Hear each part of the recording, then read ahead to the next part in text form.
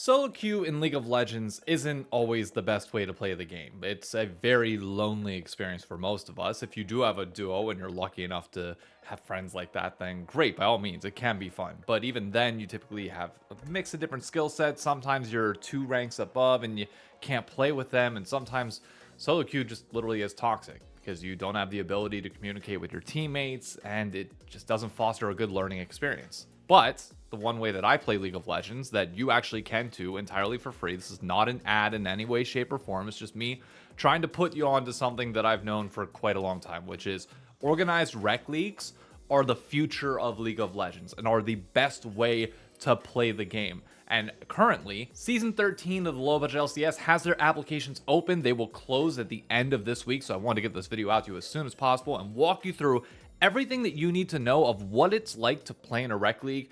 If you don't have anybody or you don't have a team and you're looking for people, I will show you how to do it. I will give you everything. Just be sure to do me a favor, hit the subscribe button down below, like the video to get this out to as many people as possible, and hopefully we can save you from some bad solo queue experiences. First and foremost, everything is done via the low budget LCS Discord, which you're seeing right here. I'll even move it up to the top just for the sake of this video. Once you join here, they'll make sure you say, hey, we understand the rules of everything. Be sure to accept it. And everything that you need to know is going to be in the announcements or rules chat. And in this particular season, Season 13, this kind of gives you an idea of the dates that you're going to be working with here. Because rec leagues are not just simply, you come in and you play over one weekend. No, it's you play one match a week over the course of an extended period of time, which then feeds into a playoff system, which you can go on to win. Now, granted, we don't have any prizes in this league because none of us are paying anything to be here. It's just for fun. It's bragging rights and everything else. And trust me, that might not sound like a lot to you, but once you play one season and you lose to somebody in playoffs, you really want to win the next time around, regardless of whether there's a prize or not. It is a phenomenal motivator to just keep coming back and wanting to keep improving. So this particular season, the registration deadline is the 6th, which is this Saturday at midnight. After you've submitted your team, they will go through a roster verification process where they will vet every single person's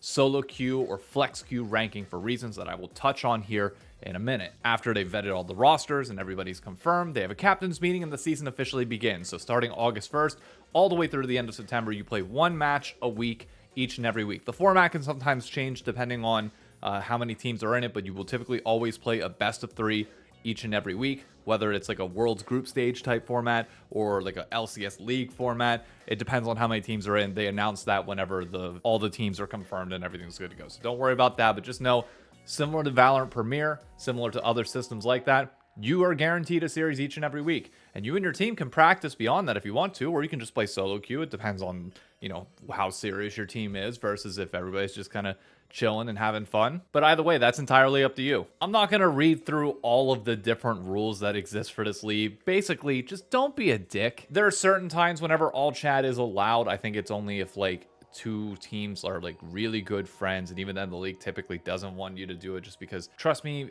even people that say they're chill with it, when you get into a hyper competitive environment, things happen, and it's just better that you emote and do all that stuff for now. You can shit talk afterwards in your own streams and all that, but at least in game here, it's a rec league. Nobody's out here for $1 million. We're not trying to ego check anybody before the game begins or anything else like that. But here's the important part. So you're thinking in your head, okay, I want to play in this league, but how does it work? Well, there are actually 4 different divisions within the low budget LCS. So say you're iron or plat or anywhere in between, you can figure out which league is best for you. The average player in the economy league is gold. Commercial is platinum and financial is emerald. I personally play in the financial league. And the way this whole system works is you get a certain allocation of points based on the league that you're choosing. So using my team, Paul has submitted our roster for this upcoming split. We have 34 points to work with here.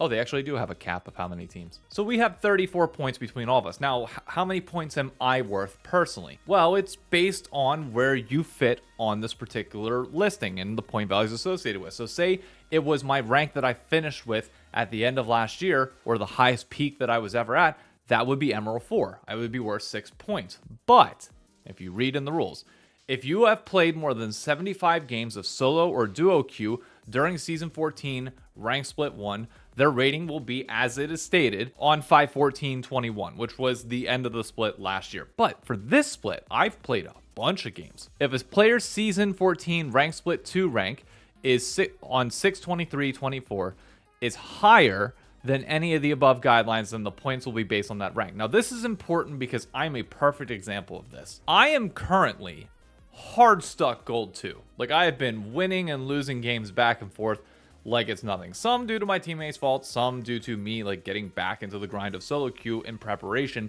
for this season. Doesn't matter whether I'm gold 2 right now. My peak last year was Emerald 4, or last season 24 split 1 was Emerald 4. So even if right now I'm a 3-point person, does not matter. I am 6. I am my peak from last year. Say I was higher than my peak from last year, currently I would be whatever value I currently am in solo queue itself. Flex queue can be taken, as you see in the final point here.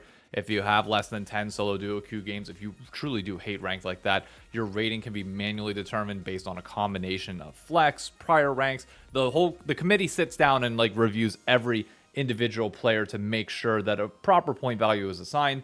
If it seems unfair during the season, they will go back and reevaluate and make sure that the right people are in the right leagues, because if you do have somebody that is smurfing, clearly, and it is very easy to tell whenever somebody is smurfing, they simply put, they gotta go. It ruins the experience for everybody else in that division, which I get it. Some people truly just want to go on and shit on people at lower levels, and you want to like win the split because like you have such high priority on it, but it's not fun to everybody else. What makes winning these leagues fun is the fact that you know you are beating people of similar rank to you. You are beating people that are around your skill level. It is one of the few ways that we're able to actually handicap a system like this, which for those that don't know, in golf, I put in all of my scores and I'm given a handicap, which allows me to go and play the same course as my dad at any given point in time, and we always have something that we can compare to. So for right now, I'm a 3.9 handicap.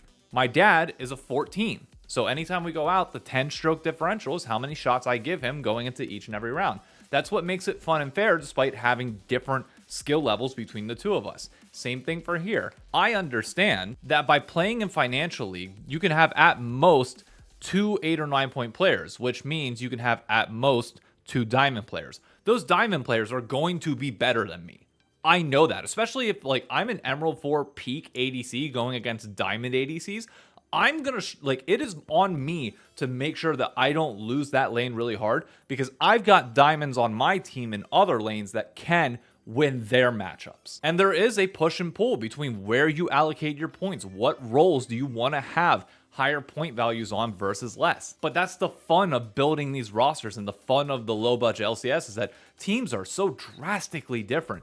You'll have people that like try and max out on their point cap as much as possible, and then you'll have people that don't even get close to this 34 point range. They just happen to be at like 25 points, which is just above commercial, but it is what it is. And you see people improve as the year goes on. The form I'm in right now as an ADC is nowhere close to the form I will be in by the end of the season, because playing in this once a week thing actually gets you playing the game outside of that more often, because you want to develop your champion pool and get better so you can be the reason that your team wins. And it's great to be in a voice comm, talking with everybody and drafting different strategies, and like talking to the captain of my team saying like, hey, what picks do you want me to work on this week? I will practice them so that I'm ready for our match this upcoming week. And then you get to scout your opponents and see what all that's like. I'm dead serious when I say it is like the most fun way to play League of Legends, hands down, bar none. So you hear all this, you want to play in the low budget LCS. You have 2 different options that you can go. One, if you and all of your friends meet any of the criteria that we've already shown here, just simply go to the Discord, click on this Google form right here, and it will open up the application. And you'll have to get OPGGs, everything. It's a full form that will help you take care of everything.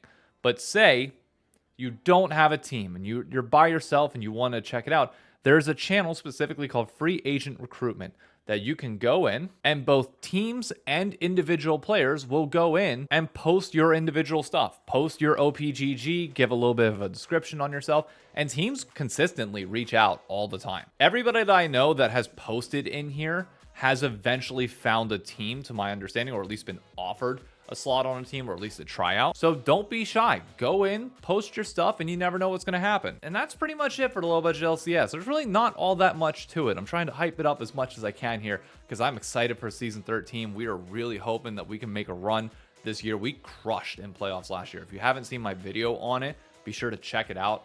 It kind of lays out how the entire season went. And I'm going to try and do weekly updates for our low budget LCS team this year or this season. But I do want to issue a challenge out there to content creators. Specifically, I know Brikachu, I think, is going to be playing in it this year. I'm not sure if Siege is. I'm not sure any other content creators. But if you want consistent content and something to put on stream that's better than just playing solo queue and you're struggling to figure out what you're going to do for 2 months of content that's just playing the same game over and over again, consider joining the low budget LCS. Consider joining a rec league. That, hell, it might not even be this. It could be Aegis or anything else. It's consistent content for you. It's an ability to give a purpose for your streams and then repurpose that for YouTube content and TikTok clips as people keep up with your teams and follow you as well in a very competitive, friendly manner that isn't too sweaty or too over the top, because you can go in and make it very clear from the start, hey, I'm playing my 1 match a week and then I got my own priorities that I got to work on and my own stuff in life.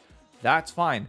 It's a rec league. None of us are going pro. So to my content creators out there, consider doing it. If we get enough content creators doing this, imagine the viewership that we all push to each other by having these storylines of, say, me versus Brikachu or me versus Siege, and what we can do with that over the course of an entire 2-month season. It'd be insane, and it'd be really good for all of us. So I'm just saying, consider it. Get your teams involved or join a team. There's many different organizations that are in the low budget LCS that would be happy to have you. But that's it for me. If you've ever considered playing in a rec league or this piques your interest at all, be sure to check out the low budget LCS. I'll put their Discord down in the description below, and hopefully I can see you on the Rift. I know I've gotten a few people into this league before, and hopefully I can continue to push it, because it is one of the most fun experiences that you can have playing League of Legends that costs no money whatsoever. It's a fun time. See you there.